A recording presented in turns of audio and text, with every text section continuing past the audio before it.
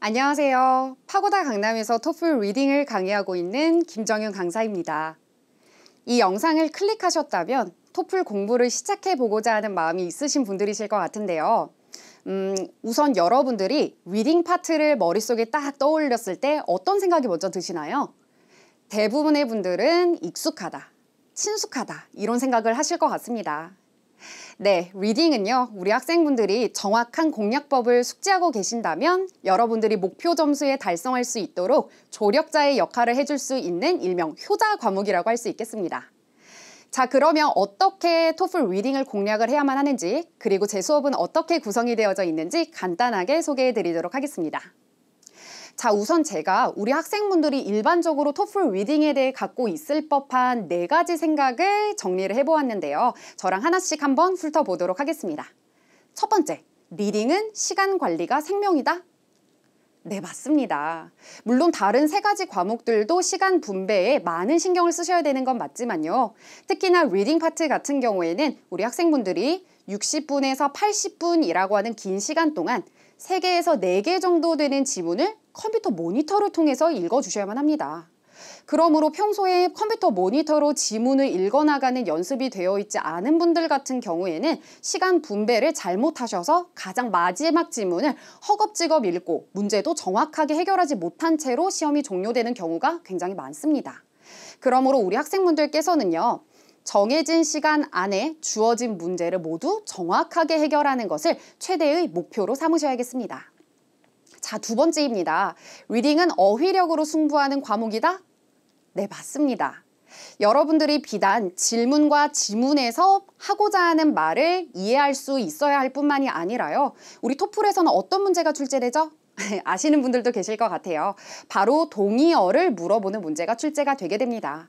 그러므로 우리 학생분들께서 최대한 많은 양의 동의어를 숙지하고 계셔야지만 동의어 유형에서 놓치는 문제 없이 잘 풀어나가실 수 있을 것 같습니다. 자, 3번째입니다. 리딩은 배경 지식이 반드시 필요한 과목일까요? 아닙니다.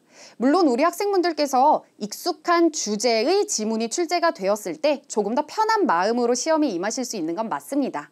그러나 문제에서 물어보는 부분이나 지문에서 다루고 있는 포인트가 다르게 출제될 가능성이 있기 때문에 반드시 답의 근거는 해당 지문 내에서 파악을 해주셔야겠습니다. 자, 그럼 마지막입니다. 리딩은 혼자 공부해도 괜찮을까요? 아닙니다.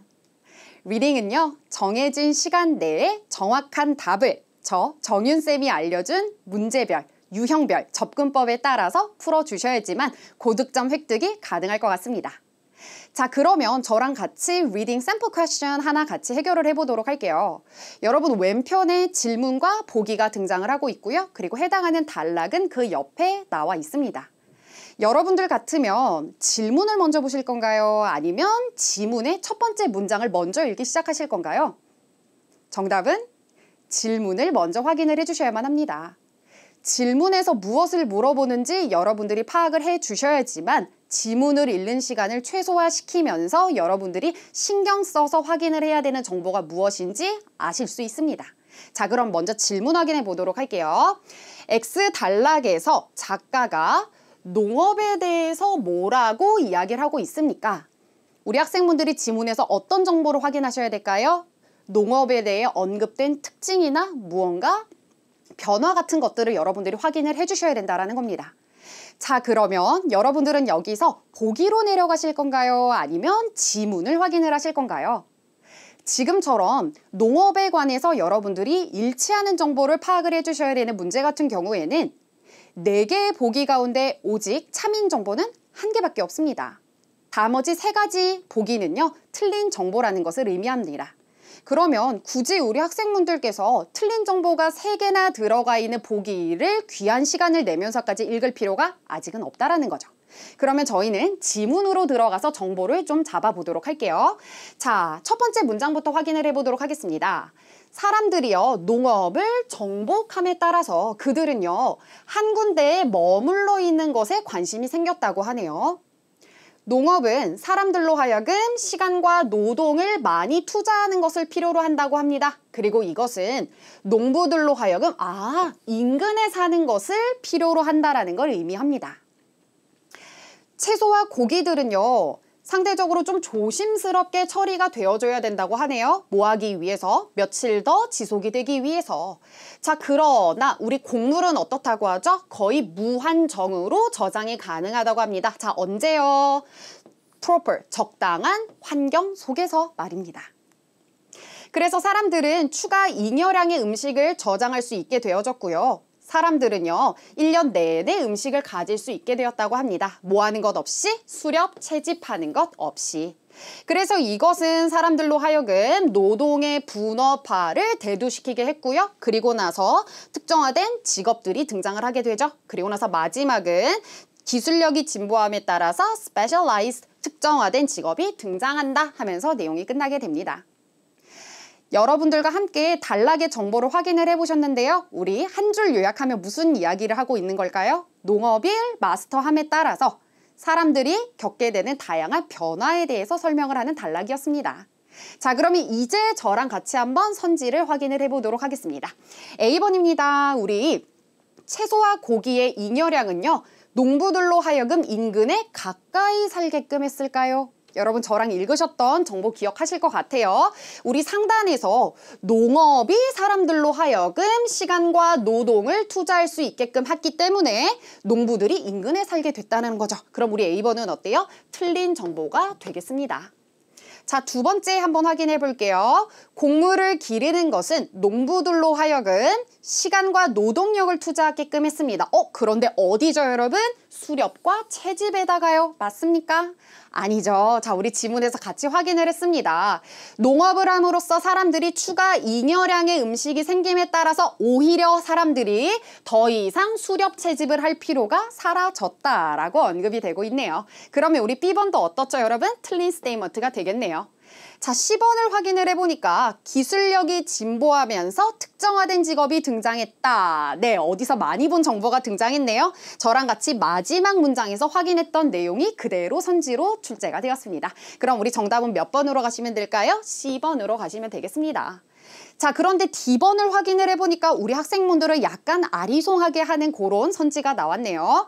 채소들과 고기와는 좀 다르게 곡물은요, 오랜 시간 동안 저장이 되어질 수 있다.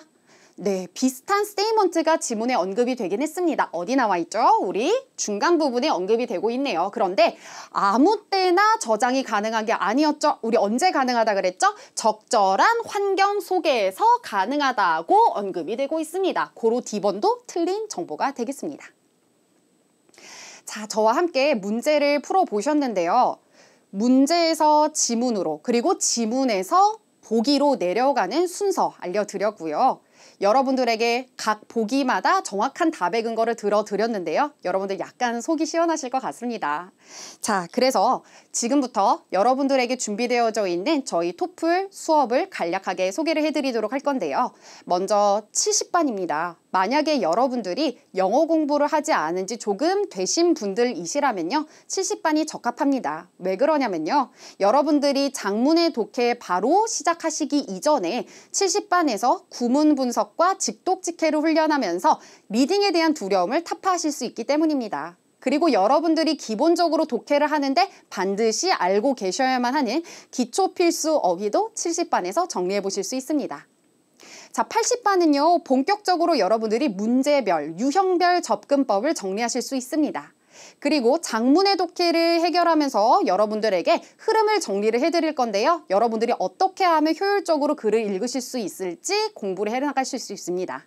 그리고 마지막으로는 최다 빈출 동의어를 본격적으로 공부를 하시게 되면서 이제 더 이상 여러분들이 어휘 문제에서는 틀리는 문제 없도록 철벽 수비하실 수 있도록 도와드리겠습니다.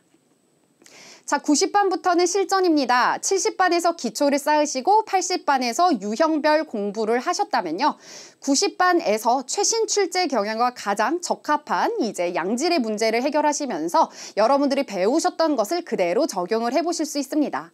어휘도 한 단계 더 업그레이드 되었는데요. 80반에서 최다 빈출 어휘를 공부를 했다면 90반에서는 고난이도 어휘까지 여러분들이 꽉 잡아 가실 수 있겠습니다.